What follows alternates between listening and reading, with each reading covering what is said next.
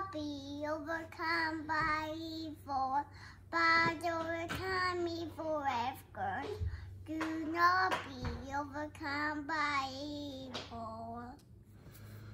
Well, that was my 2.5-year-old son, James. That's one of the songs that he sings on a frequent basis, and I love it. Steve Green, a Christian recording artist years ago, did an album where he took scripture and he put it to music, and it's a great way for kids to learn scripture at a very early age. Well, that's our verse for today. So Fuse fam, we've been in this series, this big picture series, looking at the life of Joseph, and this is week 3 of that. And so the passage, as James sang for us, is Romans 12:21. Do not be overcome by evil, but overcome evil with good. This week, our big focus is when you lose sight of the big picture, it's really hard to know what to do, right? We don't know what to do when we don't know what to do.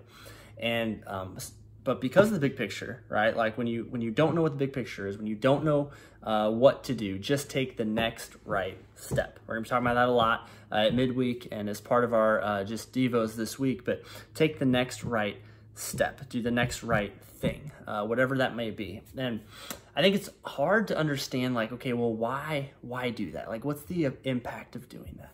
And we live in a world where brokenness is all around us, where evil is all around us, that we try not to think about it or see it or experience it, but it's there. And what I love about Romans 12 as a whole passage is Paul is talking about ways that Christians should live. And when we live correctly, when we live rightly, when we make choices that honor God, that when we make choices that reflect his character, what we're actually doing is we are engaging in spiritual warfare against our enemy. We are putting evil to death. I love in the Devo what it writes this: sometimes life is hard. We find ourselves in difficult circumstances when things just feel wrong and we don't know what to do. The big picture couldn't be more unclear, and in those moments we often want to give up or give in, but this verse reminds us that we have another option. We can fight back with good.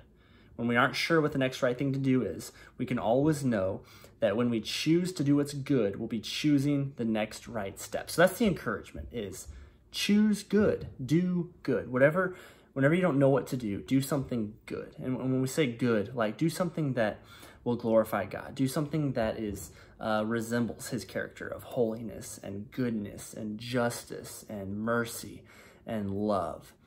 So we're going to talk more about that this week, but I wanted to just kind of end with that. We live in a world where evil is around us. We feel crushed at times. We feel indecisive. When you find yourself in that situation, just pick something that's good and do that. See you guys next time. We miss you. We love you. We look forward to being back together.